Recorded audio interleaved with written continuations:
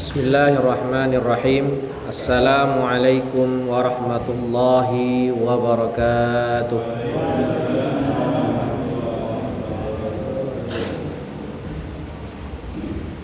Alhamdulillahi wa kafa, wassalatu wassalamu ala nabiyil mustafa alladhi la yantiqu anil hawa in huwa illa wahyun yuha wa ala alihi ahli sidqi wal wafa, amma ba'd.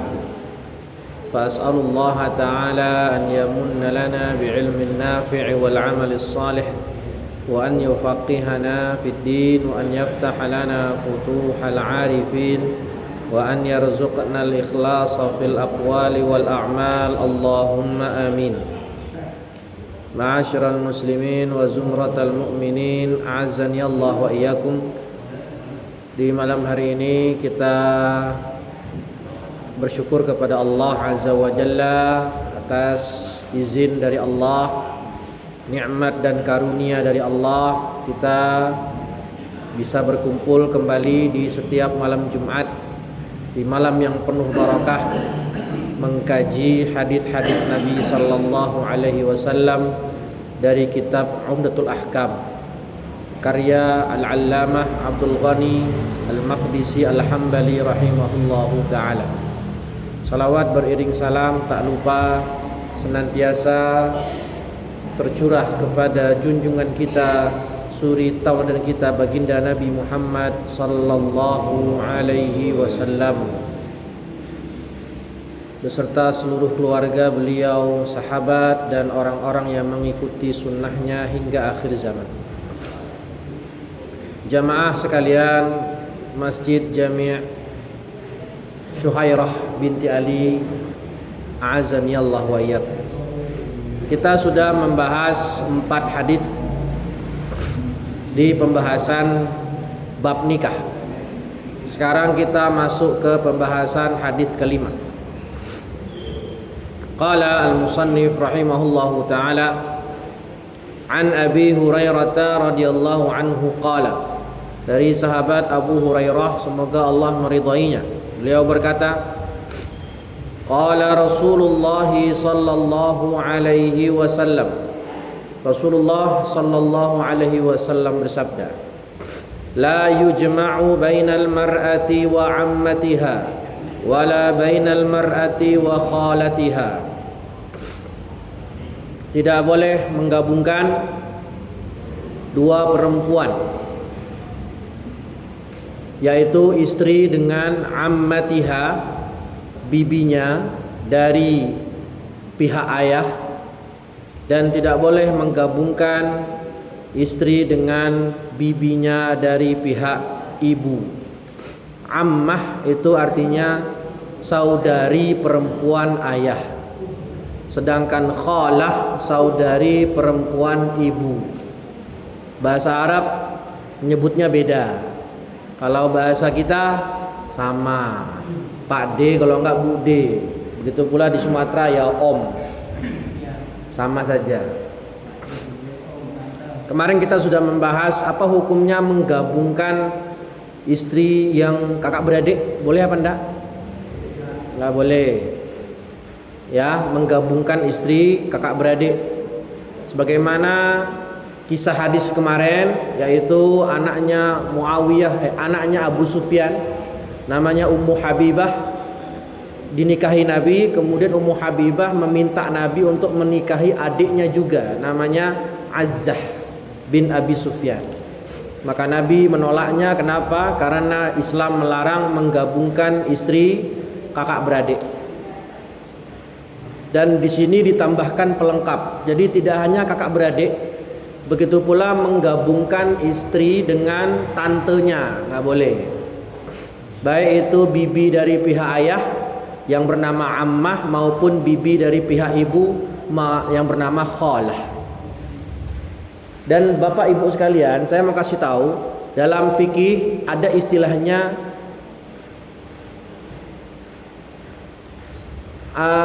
ammah hakiki dan ammah majazi.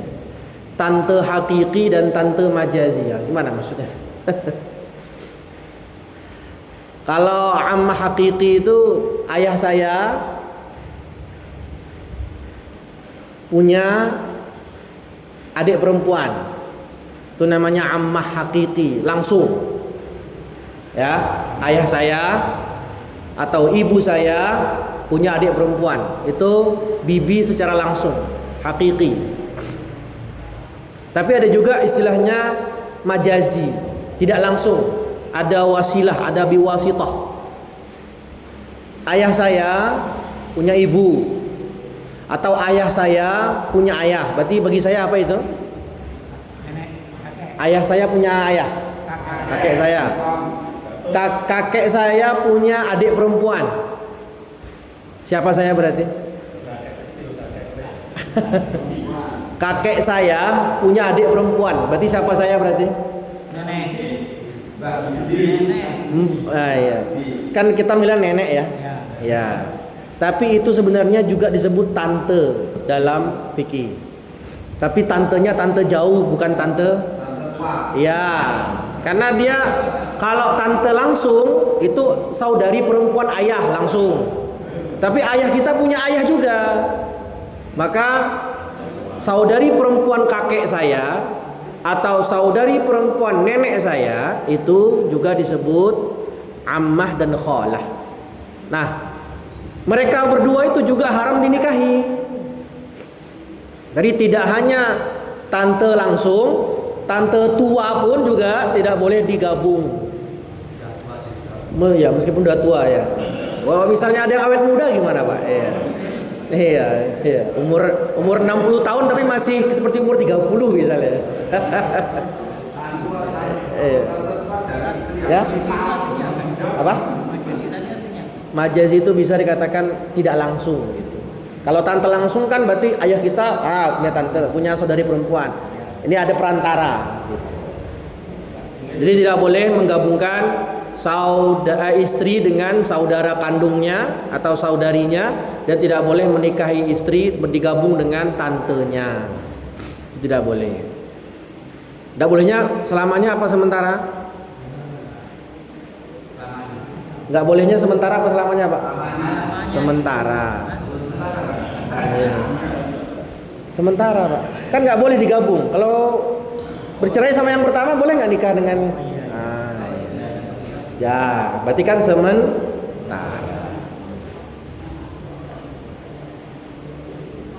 Tapi kemarin kalau menggabungkan, bukan menggabungkan, kalau menikahi dua sepupu boleh nggak? Istri saya terus punya sepupu istri saya nikahi juga, boleh nggak? Boleh. Ya, karena yang dilarang itu kakak beradik, kandung maupun seayah atau seibu, maupun istri dengan tantenya. Ini hadis ini mengkhususkan firman Allah Subhanahu wa taala dalam Al-Qur'an surat An-Nisa ayat 24 kemarin saya sebut. Di An-Nisa ayat 23. Kemarin Qur'annya mana, Pak? Saya kemarin salah baca ayat, ngapunten. Di ayat An-Nisa ayat 23 itu Allah menyebutkan siapa saja yang mahram. Kemudian kata Allah di ayat 24, selain yang disebutkan di ayat tersebut halal. Nah, di hadis ini menambahkan, Masya Allah, makasih banyak, Pak. Ya, saya buka surat An-Nisa ayat 23. Nih, ayat 23 Allah berfirman, diharamkan atas kamu menikahi ibu ke atas, berarti ibu haram, ibunya ibu juga haram, nenek, anak-anakmu yang perempuan, anak perempuan ke bawah, anak perempuan, cucu perempuan, cicit perempuan ke bawah nggak boleh. Terus saudara perempuan 3, baik saudara seibu, seayah, atau saudara seayah saja, atau saudara seibu saja. Terus tidak boleh menikahi saudara ayahmu yang perempuan, berarti adik perempuan atau kakak perempuan ayah tante, dan tidak boleh juga menikahi saudari perempuan dari ibu. Kemudian haram juga anak-anak perempuan dari saudara-saudaramu, keponakan. Saya punya keponakan perempuan, itu mahram saya. Tidak boleh dinikahi selamanya. Anak-anak perempuan dari saudara-saudaramu yang perempuan, baik keponakan dari saudara cowok saya maupun anak perempuan dari saudari perempuan saya, misal. Kemudian yang diharamkan juga ibumu yang menyusui kamu, ibu susu, mahram. Berapa kali mahram minum susu? Disebut mahram kalau udah nyusu berapa kali, Pak? 5 kali. 5 kali baru jadi mahram, dan itu pun kalau usianya di bawah 2 tahun. Jadi kalau ada anak kecil umur 3 tahun disusui, tidak akan pernah menjadi mahram selamanya. Meskipun disusui ibunya 1 juta kali, ya, nggak jadi mahram karena udah melewat umur. Kemudian ibu-ibu yang menyusui kamu, terus saudari perempuan susuan, berarti saudari sepersusuan. Ibu-ibu istrimu, mertua, anak perempuan dari istrimu, anak tiri kalau sudah digauli. Kemudian istri-istri anak kandungmu, menantu. Dan diharamkan mengumpulkan pernikahan 2 perempuan yang bersaudara, nggak boleh. Tadi sudah kita bahas pekan lalu. Kecuali yang telah terjadi di masa lalu, dimaafkan. Sungguh Allah Maha Pengampun lagi Maha Penyayang. Di ayat nomor 23 ini ada nggak disebut menggabungkan istri dengan tantenya? Ada nggak? Nggak ada. Kemudian di ayat 24 kata Allah,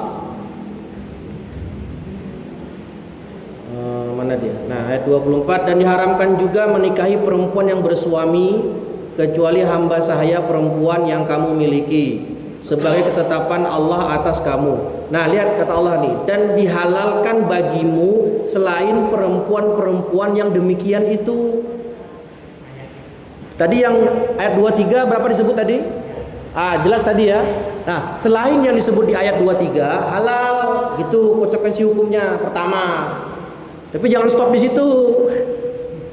Pertanyaannya kan tadi di ayat 23 nggak ada menggabungkan tante dengan istri kita. Berarti apakah halal? Kan di Quran nggak ada kata Allah apa? Wa uhilla lakum ma wara'a dzalikum an tabtagu bi amwalikum. Selain yang disebutkan ayat di 23, boleh, gitu kesimpulan sementaranya. Tapi apakah syariat itu hanya berpedoman dengan Quran saja? Tidak. Itulah fungsinya hadis. Apa itu hadis? Pelengkap. Atau bisa juga mengkhususkan. Sebagai taksis, mengkhususkan yang umum dari Al-Quran. Di ayat 23 An-Nisa tidak disebutkan tante boleh digabung dengan istri. Berarti kan hukum asalnya boleh. Tapi muncul hadis yang kita baca barusan. Berarti hadis yang tadi kata Allah boleh, selain yang di 23 tadi boleh tambah hadis yang ini, kecuali tambahan apa? Menggabungkan istri dengan tantenya. Contoh lain seperti ini dalam Al-Quran Allah berfirman apa? Hurrimat alaikumul maitah, diharamkan bagi kalian bangkai. Al-maitah di dalam bahasa Arab, di dalam Quran tulisnya ada alif lam, al-maitah. Artinya semua bangkai haram, semua bangkai. Tetapi kan kita tahu ada nggak bangkai yang halal? Bangkai apa? Bangkai ikan, bangkai belalang. Dari mana kita tahu itu? Dari mana? Dari hadis. Nah, kata bangkai yang umum tadi di Quran dikhususkan lingkupnya oleh hadis Nabi, menjadi semua bangkai itu haram kecuali ikan dan belalang, seperti itu. Jadi begitu contoh salah satu mengeluarkan hukum. Ya, tidak bisa kita berpedoman dengan dengan tekstual hadis saja atau tekstual ayat saja, kecuali kita memahami tata caranya. Oke, hadis yang kedua. Bab syuruti fin nikah, bab syarat dalam pernikahan. An Uqbah bin Amir radhiyallahu anhu, dari sahabat Uqbah bin Amir, semoga Allah meridhoinya. Uqbah bin Amir ini salah satu sahabat yang meriwayatkan 55 hadis dari Nabi. Pernah menjadi gubernur Mesir di masa Khalifah Muawiyah bin Abi Sufyan dan wafat di tahun 58 Hijriah radhiyallahu taala anhu. Dari Uqbah bin Amir, beliau berkata, qala Rasulullah sallallahu alaihi wasallam, Rasulullah sallallahu alaihi wasallam bersabda, inna ahaqqasy syuruti an tufu bihi mastahalaltum bihil furuj. Sesungguhnya syarat yang paling berhak untuk dipenuhi, ditepati adalah syarat-syarat yang berakibat kehalalan kemaluan wanita atau farji. Maksudnya gimana? Saya sudah bilang kemarin ya, apa bedanya akad nikah dengan akad jual beli? Masih ingat Bapak Ibu? Bedanya akad nikah dengan akad jual beli apa? Kalau jual beli berakibat apa? Kalau saya beli pisang, berarti apa akibatnya? Saya beli pisang, berarti akibatnya apa? Saya memiliki pisang. Kalau Ahmad menikahi Siti, berarti Ahmad menghalalkan kemaluannya Siti. Ya, bukan memiliki Siti. Ya, makanya namanya nikah itu istihlal atau ibahatul istimta. Nah, kalau Bapak Ibu masih ingat definisi tersebut, maka mudah memahami hadis ini. Syarat yang paling berhak untuk dipenuhi oleh pasangan calon pasutri itu syarat yang berkaitan dengan kehalalan kemaluan. Artinya begini, ketika menjelang akad nikah atau ketika lamaran lah istilahnya, si istri itu boleh meminta syarat tambahan kepada suami selama syaratnya itu satu, tidak bertentangan dengan konsekuensi akad. Dua, tidak membatalkan hak orang lain.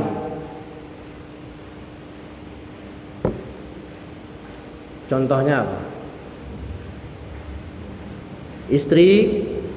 Calon istri dilamar, terus dia minta syarat. Biasanya syarat perempuan apa Pak? Yang biasanya, yang mungkin pernah jenengan dengar. Mahar. Oke, kalau mahar kan kita wajib bayar ya. Nah, bisa saja istri minta, saya mau mahar 20 juta. Kalau suami setuju, oke, siap saya 20 juta. Setuju suami, berarti suami harus menepati syarat itu. Apa? Kalau dia setuju. Dan juga wanita kalau minta mahar 20 juta, ngaca dulu. Dia layak nak dihargai 20 juta. Gitu. Ya.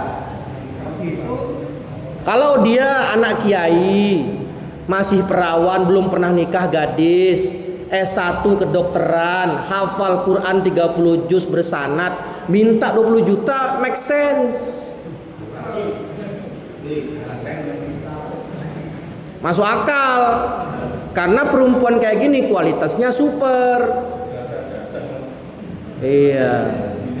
Kecuali kalau dia ridho dengan mahar sedikit, itu nggak masalah. Tapi saya fokus kembali ke masalah syarat tadi. Kalau perempuan yang minta maharnya 20 juta sebagai syarat nikah dan suami menyetujui, karena suami merasa dia mampu, berarti nanti suami baru boleh menggauli si istri kalau sudah memenuhi syarat tadi.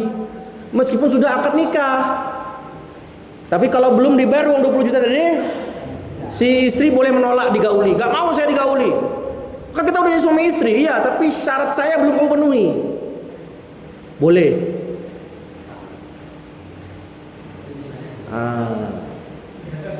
Nikahnya sah. Tapi kemaluannya belum dihalalkan. Istri dalam artian istri boleh menolak digauli. Dan itu yang salah siapa? Kalau istri nggak mau digauli, yang salah siapa? Salah suaminya. Kenapa kemarin kok setuju 20 juta? Tunai lagi. Coba kalau 20 juta oke, tapi nyicil ya. Boleh. Tawar begitu kalau mau. Berarti istri boleh menolak digauli kalau syarat pernikahannya belum dipenuhi sama suami. Bahkan kalau suami tetap menolak membayar, istri boleh meminta cerai. Karena al-muslimuna ala syurutihim, kata Rasulullah SAW dalam hadis lain. Orang Islam itu dinilai dari menepati syaratnya. Tadi saya katakan syarat pernikahan boleh diajukan pihak perempuan asalkan syaratnya satu, tidak menyelisihi konsekuensi akad. Tapi kalau si perempuan minta, nanti setelah kita nikah saya nggak mau digauli selama setahun dulu, karena saya mau nyelesain S2 dulu misal. Boleh nggak syarat begitu? Nggak boleh Pak. Nggak boleh. Ya ada tapi bukan berarti boleh. Kenapa nggak boleh? Kalau istri minta syaratnya jangan gauli saya selama setahun ke depan. Kenapa nggak boleh?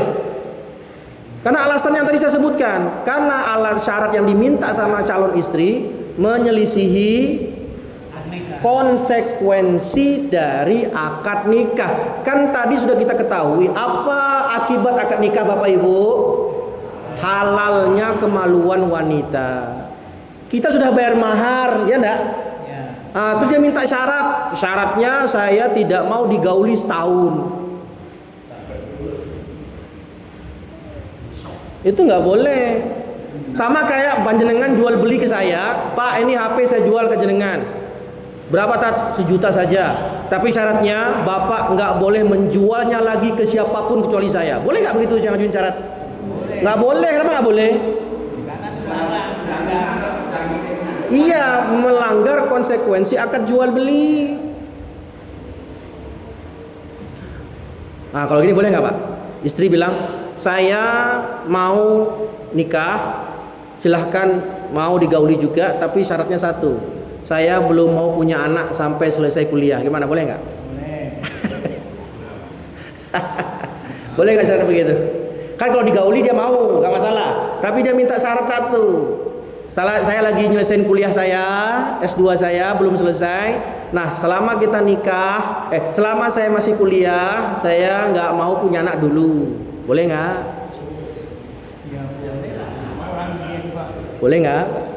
Masalah ini tuh waktu hamil masa gimana? Masalah ini.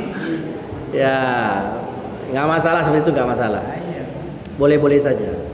Karena itu tidak membatalkan konsekuensi akad. Ya. Lagi pula punya anak wajib nggak? Punya anak wajib nggak? Ya wajib lah. Kalau nggak punya anak berarti dosa Pak. Iya.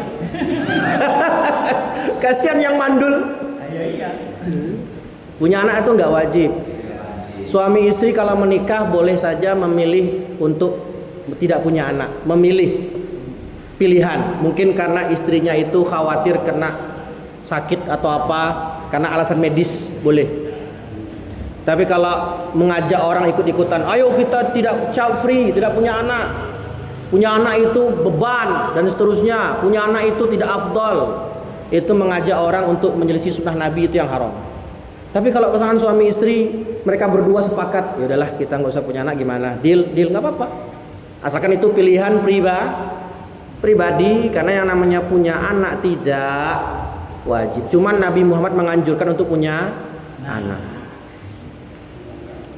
Nah, sekarang pertanyaan ketiga saya. Si istri bilang begini, saya mau dinikahi tapi dengan syarat tidak mau dipoligami sampai saya mati. Nah, boleh nggak?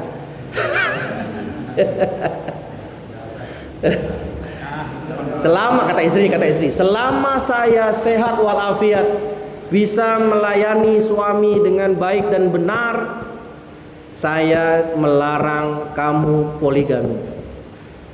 Kalau sampai kamu poligami dan ketahuan sama saya minta cerai. Itu syaratnya. Apakah syarat ini sah atau tidak? Enggak salah. Enggak sah. Iya enggak sah. Di sini lihat bapak aja beda pendapat kan? Bapaknya beda pendapat. Masa ulama nggak boleh berpendapat? Saya bilang ulama beda pendapat di sini. Mayoritas ulama seperti Imam Syafi'i, Imam Ahmad, Imam Hanafi dan Maliki mengatakan syarat seperti ini itu tidak sah. Pernikahannya sah, tetapi syaratnya batal. Kenapa batal? Karena menghalangi hak orang lain. Poligami itu hak suami. Ya, nanti berdebatlah masalah nanti mampu nggak mampu. Tapi itu hak suami. Ketika si istri mensyaratkan sesuatu yang menghalangi hak suami, berarti itu syaratnya tidak sah. Syaratnya tidak sah, tetapi akad nikahnya sah. Tapi mazhab Hambali mengatakan syarat seperti itu sah dan suami wajib mentaati syarat tersebut.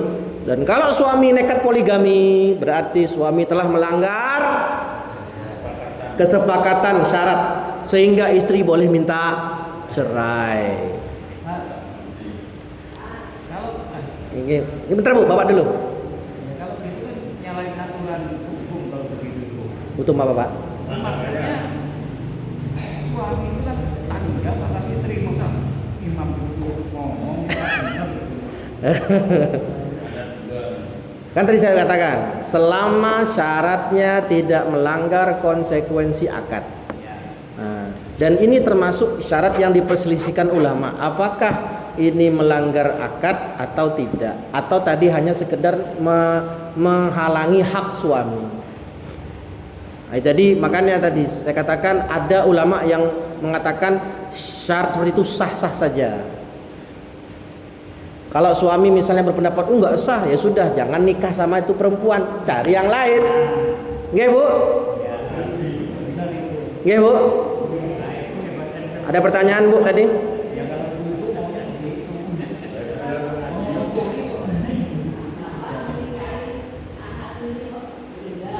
Bapak? Oh, Bapak menikahi anak tiri. Ya, sudah saya bahas kemarin anak ibunya. Ya, berarti kan sudah saya jelaskan kemarin, anak tiri itu berarti seorang laki-laki menikahi janda beranak satu, kan begitu. Nah, kemudian kalau si suami sudah menggauli si ibu dari anak perempuan tadi, maka si anak tiri menjadi mahram selamanya. Kalau ibunya meninggal dunia, berarti tidak boleh si ayah tiri menikahi anak tiri. Kalau belum terjadi jima, boleh tidak? Boleh. Boleh. Itu namanya dalam Quran robibah. Nah, sekarang syarat begini boleh nggak? Kata istri, saya tinggal di Jakarta. Selama di Jakarta, selama ini saya merawat ayah saya dan ibu saya sudah tua di Jakarta. Dan juga saya sudah punya pekerjaan di Jakarta. Kalau nanti nikah sama kamu dan suami ini orang Jawa, orang Jogja, orang Klaten, nah misalnya. Kalau nanti nikah sama kamu, saya punya syarat. Apa itu? Saya tidak mau dibawa ke Klaten. Karena saya ingin tinggal di sini merawat bapak ibu saya, dan lagi pula saya sudah punya pekerjaan yang tetap di sini. Pertanyaan saya, boleh nggak itu syarat begitu? boleh saja. Boleh. Boleh. Berarti suami gimana harusnya nanti?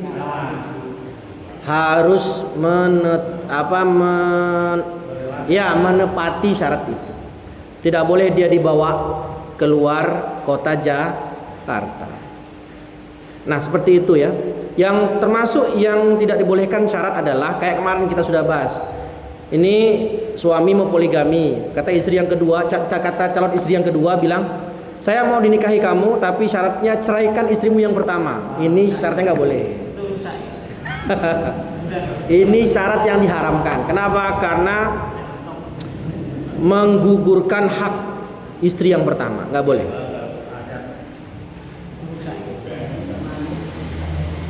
Jadi Bapak Ibu sekalian, di hadis ini kita simpulkan bahwasannya kalau istri, bahkan suami boleh nggak minta syarat? Tadi kan istri mulu tuh.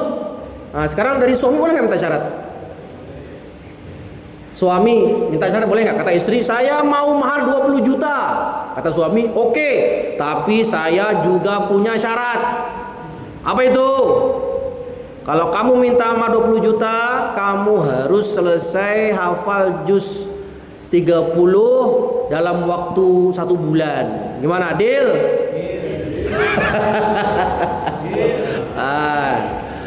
Boleh nggak begitu suami?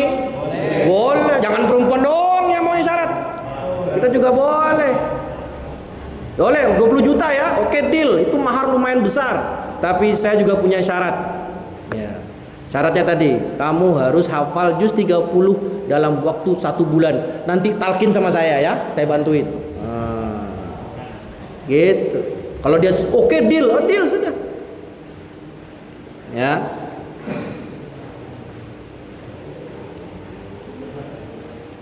Hadis yang ketiga. An Abdullah ibn Umar radhiyallahu anhuma anna Rasulullah sallallahu alaihi wasallam, dari sahabat Abdullah bin Umar, semoga Allah meridhai keduanya, bahwasanya Rasul sallallahu alaihi wasallam naha an nikahis syighar. Rasul melarang pernikahan syighar. Apa itu syighar? An yuzawwijar rajulu ibnatahu ala an yuzawwijahu ibnatahu wa laisa bainahuma shadaq. Di sini Nabi menjelaskan salah satu pernikahan yang rusak. Pernikahan yang batal. Namanya syighar. Pakai shin, bukan pakai shot. Shin. Syighar, pakai gha. Apa itu syighar? Gini. Saya ilustrasikan. Ini Bapak Ahmad. Ini Bapak Budi. Bapak Ahmad punya saudari perempuan. Atau janganlah, anak perempuan saja. Bapak Ahmad punya anak perempuan. Bapak Budi juga punya anak perempuan. Lalu mereka berkata, wahai Bapak Budi, aku nikahkan putriku denganmu dengan syarat kamu nikahkan juga putrimu denganku.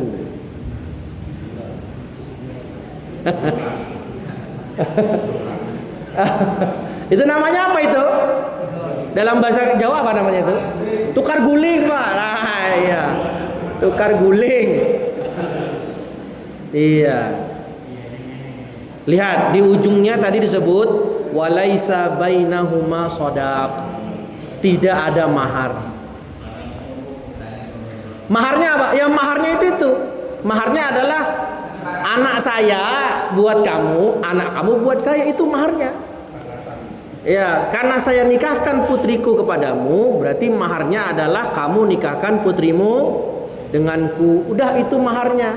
Tidak ada mahar yang disebut dalam akad nikah itu. Ini namanya nikah syighar, atau tadi bahasa Bapak tukar guling. Haram. Ini di zaman jahiliyah laris manis, Pak. Nggak tahu kalau sekarang ya. Di zaman jahiliyah pernikahan ini laris manis. Sekarang saya tanya, dari akad nikah begini yang dirugikan siapa? Perempuan. Dan ini tidak hanya anak ya. Tadi kan contohnya anak perempuan. Sama juga seperti Bapak Ahmad punya adik perempuan, Bapak Budi punya adik perempuan. Kan adik perempuan kalau mau nikah nggak punya ayah, nggak punya kakek, yang jadi wali siapa? Kakak laki-lakinya atau saudara laki-laki. Nah ceritanya Bapak Ahmad punya adik perempuan, Bapak B punya adik perempuan. Saya nikahkan adik perempuan saya kepada kamu wahai Budi, dengan syarat kamu nikahkan juga adik perempuanmu denganku. Nah, jadi maksudnya di sini adalah anak perempuan yang ada di bawah tanggung jawab kita sebagai wali, seperti orang tua atau saudara laki-laki dengan saudari perempuannya, gak boleh melakukan nikah syighar. Dan kalau terjadi nikah ini, nikahnya haram, perbuatannya haram, dan akad nikahnya tidak sah. Tapi kalau mau demikian juga ada caranya. Ini caranya. Kalau tadi kan nggak boleh Pak ya, tukar guling nggak boleh. Tapi kalau mereka pengen kayak gitu, cuman biar boleh, gimana caranya? Ya nikah kayak biasa aja. Bapak A melamar kepada Bapak B, saya mau nikahi putri panjenengan, boleh ndak? Kata Bapak B, gimana nak, setuju nggak? Setuju. Bapak B ya gantian, saya juga mau melamar putri panjenengan. Setuju nggak nak? Setuju. Ya sudah, berapa maharnya? Tentukan maharnya. Ini bayar mahar ke sini, ini bayar mahar ke sini. Boleh nggak begitu? Boleh. Dan juga sepertujuan si perempuan.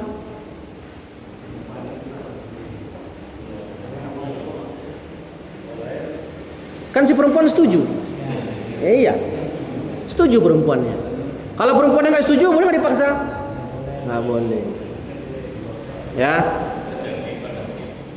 Ngomong-ngomong, ada dua orang yang boleh memaksa perempuan menikah.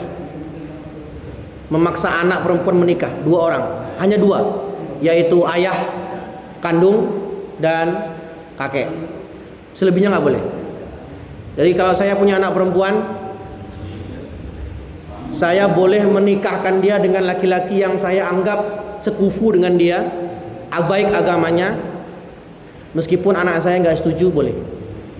Syaratnya tadi saya menikahkan dia dengan orang yang sepantaran levelnya, orang baik-baik dan tidak ada permusuhan antara saya dengan anak saya, seperti itu boleh. Tapi yang boleh memaksa hanya ayah dan kakek saja, sedangkan saudara laki-laki tidak boleh memaksa.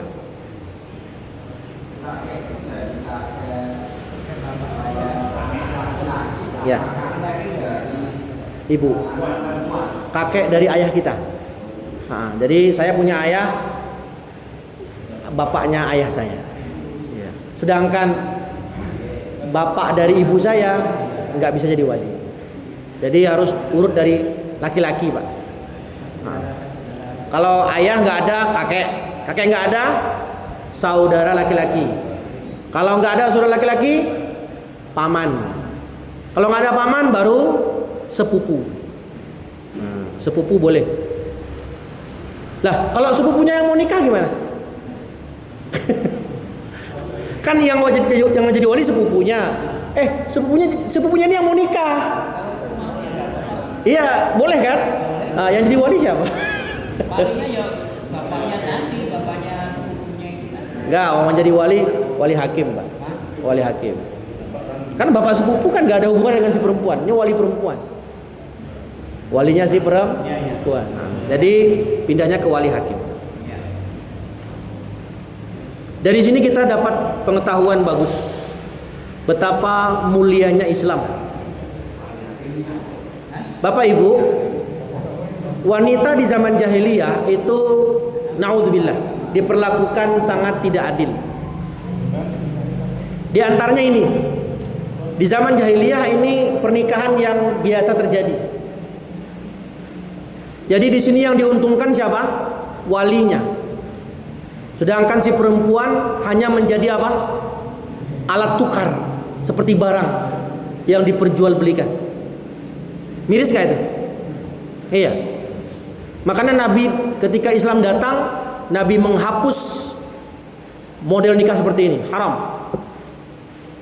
Perempuan juga punya nilai dalam Islam. Makanya kita ketika menikah wajib bayar mahar. Contoh lain, perempuan zaman jahiliyah, kalau ditalak unlimited, Pak. Tahu unlimited, Pak? Tidak ada batasan. Berapa ya kalau kita mentalak, berapa maksimal? Enggak, talak berapa maksimal punya hak talak suami, Pak? 3 kali. Nah, dulu sebelum Islam datang, perempuan boleh ditalak berkali-kali. Talak sebelum selesai masa iddah dirujuk. Dulu begitu. Perempuan di zaman jahiliyah itu luar biasa, tidak dihormati sekali. Ditalak, terus dia iddah kan? Sebelum habis masa iddahnya dirujuk. Udah dirujuk, nggak diapa-apain, nggak dikasih nafkah batin maupun lahir, didiemin gitu aja.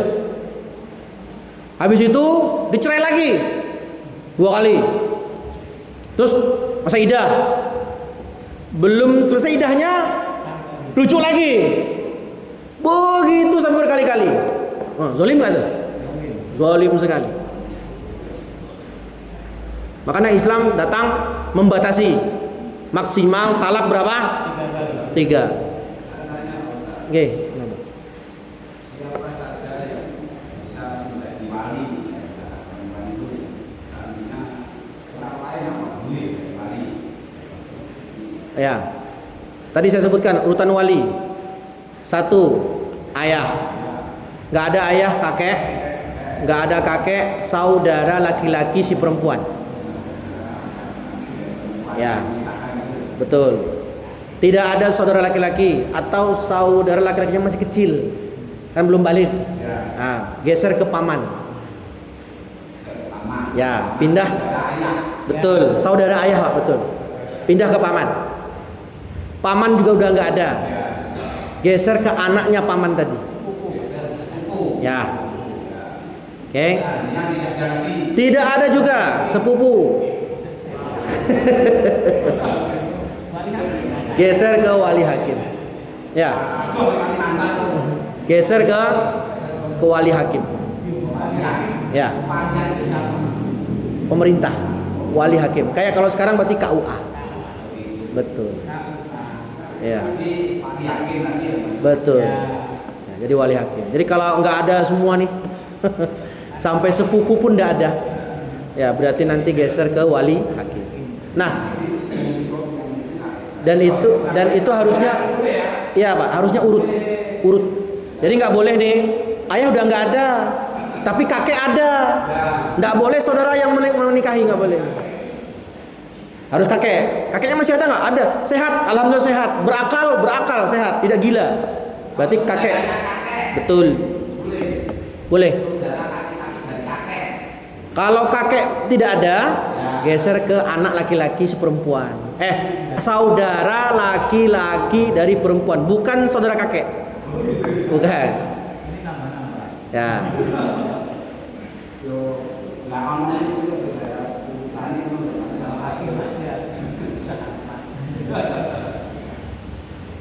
Dan repotnya, ini wali Pak ya. Repotnya kalau nggak punya anaknya anak zina, siapa walinya? Anak hasil zina, walinya siapa? Langsung wali hakim. Karena anak zina disebut anak yang tidak punya ayah. Kayak Nabi Isa, tapi Nabi Isa kan lewat mukjizat. Ini bukan, lewat perbuatan dosa. Kasihan, anak zina itu kasihan. Dia disebut anak yang tidak punya ayah. Ya, siapa ayahnya? Nggak ada. Yang ada dia punya orang tua biologis, dan dia hanya punya satu orang tua, yaitu ibunya saja. Berarti nanti bapak biologisnya itu tidak mahram dengan dia, tidak nasab dengan dia, dan tidak berhak dapat warisan. Demikian yang bisa kita bahas, 3 hadis saja. kita bisa akhiri dengan bacaan hamdalah dan doa kafaratul majlis. Alhamdulillahirabbil alamin. Subhanakallahumma wa bihamdika asyhadu an la ilaha illa anta astaghfiruka wa atubu ilaik. Assalamualaikum warahmatullahi wabarakatuh.